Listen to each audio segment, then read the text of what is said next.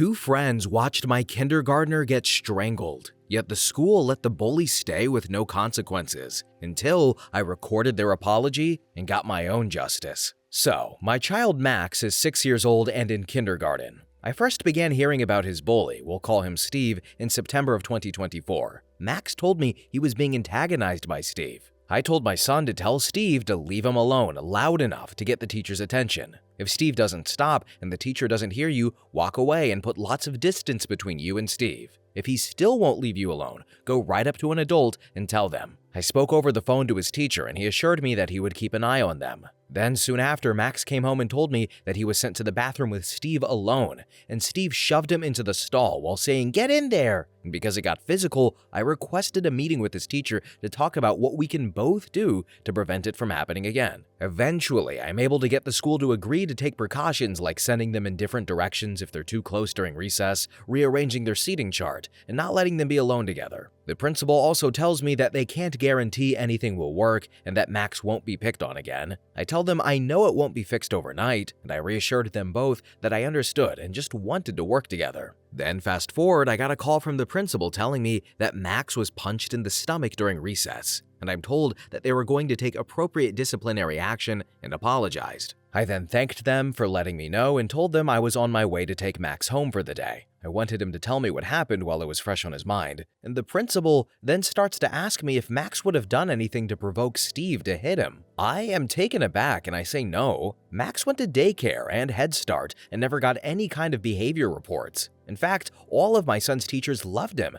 and often told him he was a sweetheart. He had lots of friends that were always excited to see him as well. Then the principal says Max called Steve fat, and that's why Steve defended himself. And then the conversation began to focus more on Max. And while the principal doesn't outright say this, it sounds like he believes Max deserved being punched in the stomach and will face consequences for calling Steve fat. I say I understand he shouldn't call people names, but that is nowhere near as serious as being assaulted, and I need to know more about how that will be handled. And that seemed to make something click for a second because they chose not to punish my son, as I was told they would speak with the other student's family. Then I never received a follow-up, but the teacher tries new anti-bullying methods in class, and I don't hear anything about Steve for a few months, so I'm okay with that, believing the school was able to correct it. Then yesterday, Max's teacher calls me around 3 o'clock to inform me that there was an incident, and I'm going to tell Max's version of what happened because unfortunately, the teacher did not witness it. So, Max told me he was playing restaurant with two friends, and Steve kept putting his hands in Max's face to make him upset. Max told him to stop, but he didn't. Max says stop or I'm going to tell the teacher. Steve then throws Max to the ground and orders Max's friend Zane to beat him up,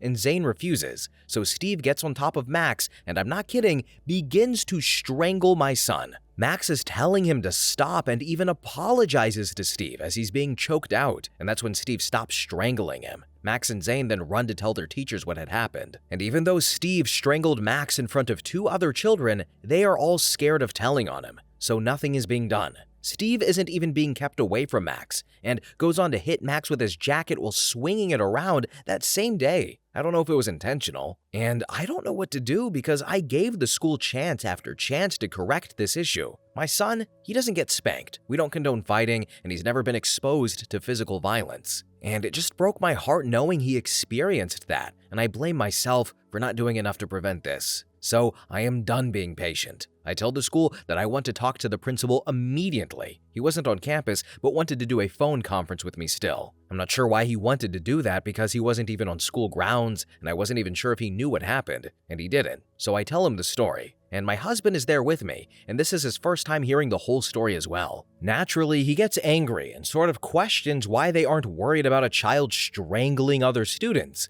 and if the school is even competent, and the principal gets angry, shuts down and literally says that I know nothing. What do you want me to do about it in this moment of time? I told him I wasn't sure why he didn't schedule to meet me tomorrow, but that I would call then and see when I could visit with them. And I'm extremely upset about how insensitive the principal has been for every incident, and I'm feeling like he won't do anything to help me. I'm giving him 2 days to tell me their judgment of the situation, and I told them I don't want Max moved to a different class. I want a signed incident report. I want to view the camera footage if they don't believe my son is being truthful. And then I tell them Max won't be attending until we resolve this, and I am certain that he is safe in their care. The The principal tries to refuse, and I tell them those are my expectations, and I will not accept anything else. Now, I've never done this, and I know that what happened is serious, but I don't know what to do. I submitted a bullying report to the superintendent yesterday, and I'm being told I should involve the police if the school won't document this or review the footage. So, I need any advice you guys can give. And I live in Texas, by the way. And I just want to add that since Texas is a one-party consent state,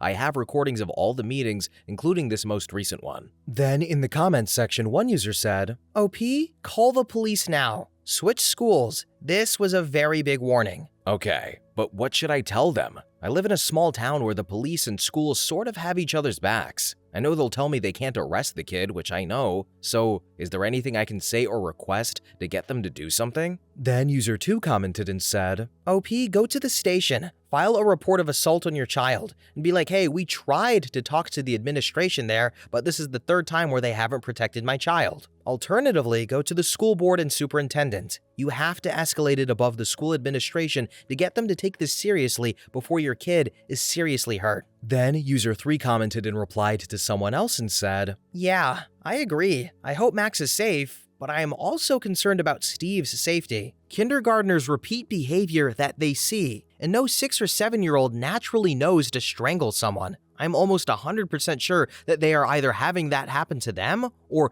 witnessing it happen to someone else. And I hope someone is able to ensure Steve's safety as well." So, I'm going to report this to Child Protective Services for that exact reason. He saw that somewhere. You are absolutely right. Reading all of these comments is making me feel like I wasn't insane to think this is serious. The school definitely made me question myself, but this is the validation I needed to kick them in the ass and do something. Then user 4 commented and said, "This school had failed on all accounts here. People are giving you good advice, OP, but also everyone lives in a different place around the world, and the reality isn't the same. But what is, though, is to get your kid some self-defense classes, if he is okay with that, like judo, jujitsu, Krav Maga, anything that will help him deal with such problems when adults won't be around." So, we actually tried Krav Maga and he didn't like it at all, unfortunately. Then user 5 said, "Then try a different style, a different martial art that is less grappling/locks and more blocks, strikes, kicks, which might be more fun and therefore more engaging. My kids are in Tang Soo Do, similar to Taekwondo, and they love it and are thriving. Good luck, and I'd be big mad if this was my kid. We homeschool to avoid this crap." So, there are Tang Soo Do classes here where we live. We will be signing them up today. Thank you for the advice. Then user 6 commented and said, "So, both my kids who are sweethearts experienced this. Bullies can smell the sweet ones and prey upon them. Same thing, spoke to teachers, principals, etc., and after zero resolution, I had had enough and told my kids to fight back and end it. My daughter was first. She absolutely destroyed the boy who was bullying her, bloody nose and all, and he never went near her again. Then my son was next. The boy kept pushing him and hitting him, etc., and he destroyed his bully too, and the kid left him alone forever. And when contacted by the schools, I told them yes, I absolutely told my kids to stick up for themselves, and that's that. And it was over at that point, OP." So, this is the route we have decided to take. We're also going to request that they put a safety plan in place and give us daily reports stating if he was bullied that day or not and what they did about it. If they refuse to do that, I'm going to tell them that they'd leave me no choice but to make a police report and seek a restraining order, and that I would be telling the parents of Steve that I wanted a safety plan, but was told no, so I did what I had to do. In the meantime, my son has our permission to fight back with all of his strength. We are Samoan, and my son is very strong, so good luck to his bully. And if he faces any punishment, we told him that we'll take him to eat ice cream and buy him a toy. If that doesn't show his bully that Max is not an easy target anymore, I don't know what will. I will let my son defend himself as many times as it takes for Steve to get the hint." And then finally, OP elaborates on why she hasn't moved Max to a different class and said, "So, my reasoning was because my son has best friends in that class, and after asking him how he felt about getting a new teacher, he started to tear up and told me, 'But I'll miss my friends. Why can't Steve just leave me alone?' he said. And I told him, never mind, we won't do that. I don't want him to feel punished, but after thinking about it, I would rather him make new friends than deal with permanent trauma." Update: 3 days later. So Max and I met with the principal today. He asks for Max's story, and Max tells it exactly how he told me on Monday. And the principal asks extra questions like, "Can you remember how he put his hands on you?" And then Max tells him, "He squeezed my neck like this and put one hand around my throat." And then the principal tells him, did you see a nurse after you told your teacher? And Max says no. And then the principal says, okay, Max, that's all of my questions, thank you. And then he turns to me and apologizes for how our first meeting went. He tells me that he has children and he understands why I was upset. He doesn't usually conduct himself the way he did, he won't ever disrespect us like that again, and he hopes he can gain my trust back. I'm surprised but happy, and I thank him for saying that. Then he tells me, you were the first person that told me what happened that day. We have protocols for things like this and nothing was followed. We failed you. Max should have been immediately sent to the nurse, and even if I am not on school grounds, I am supposed to be notified so that I can investigate it and speak with you in person. And then he also says that Max's story matches the other two boys that witnessed the assault, and that he couldn't make a copy of the footage but offered to allow me to record it on my phone after blurring faces. He says the incident took place on the playground in a little closed-in area beneath the slide that has a window. Makes sense to me because Max had said they were playing restaurant. But the principal said he does have video of Steve touching Max's face to pick on him, a commotion under the slide, and the three boys running to tell the teacher, so he believes it happened exactly as Max describes it. What a relief. He also says he can't tell me what the other child's discipline was, but he did say that the family was really upset with the choices that the principal made. But the principal tells me he will stand on his decision and protect his students like his own. Then he says what we have all been saying here, that kind of behavior is learned, and I've notified who I had to in order for that to be investigated. Then we end the meeting with the principal thanking me for seeing him, and he asks if I had any more questions, then guarantees that the boys will have no further interactions for the rest of the year, and he will make sure they won't be in the same class next year. He then asks me if he can visit with Max daily and ask how his day is going, and if I will give him a chance to prove Max is safe at school. And I tell him yes, let's see how it goes. I'm satisfied with the meeting overall, and I do feel more at ease. The principal seemed genuine and remorseful that he didn't take it serious at first. Then, on the car ride home, I ask Max, so, how do you feel about going back to school on Monday?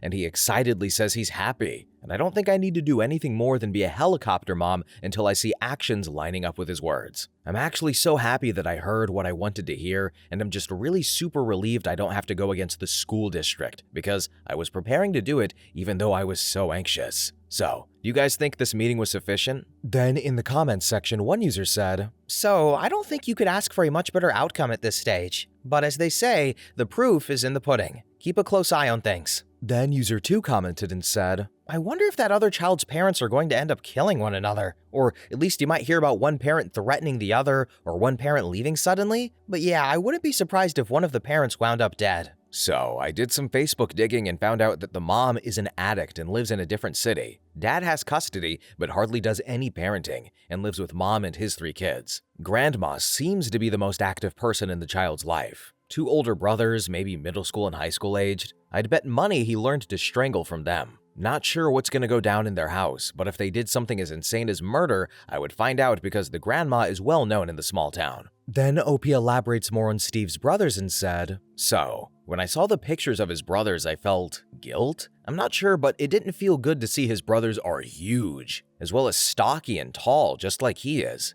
I believe the principal reported them to CPS, so I hope when they interview Steve, he'll be honest about what happens to him. That poor baby. I hope they help him. I know it's not often that CPS helps the way they should, but crossing my fingers that he's one of the cases that he's a happy ending. Then OP replied to some comments about instead having Steve be expelled and said, so, everyone involved in this is 6 years old. Expulsion should be the last option. He needs behavioral therapy, counseling. His family needs parenting classes, maybe even an aide so he has an adult focused on only him. Anything to turn him around so he can still be in school, with mandated reporters, and other kids to ensure that they are in safe presence. Then OP is told to let other people know about the situation and said, yes, I did get in touch with the superintendent, so they're aware of the situation. I'm letting the principal correct and prove himself to me, and getting the school board more involved is on hold for now. Edit. Also, to those that suggested karate, he has signed up for a Tang Soo Do class, and it seems like he's more interested than he was for the other class we tried. We told him he is allowed to defend himself, but he cannot throw the first punch. His teacher will have to do a refresh on protocols for bullying and complete anti-bullying classes. And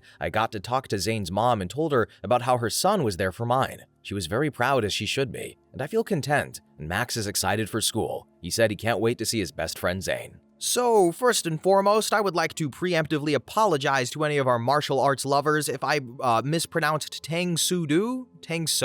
There's only so many ways I can pronounce or mispronounce it, but I tried. Then, as for the story, I'm sure we've all read about or witnessed or experienced, if you're in the States, stories about just kids and bullying and the school handling these situations in the worst way possible, but it seems like the principal is at least trying to correct himself. So hopefully, as OP said, he can prove her wrong because, I mean, he was choking Maxwell. Oh my god. Choking should be left to adults, okay? And should only be used when a safe word is involved. But it didn't even occur to me, though, that Steve had to have learned choking from somewhere. That didn't even register in my mind that, like, he picked that up from somewhere. Somebody teaches these kids how to say the F word. They're just not born with that ability. They learn it from somewhere. But anyway, guys, we are at the end of the video. Thank you all so much for watching, commenting. Have a really good day, and bye-bye!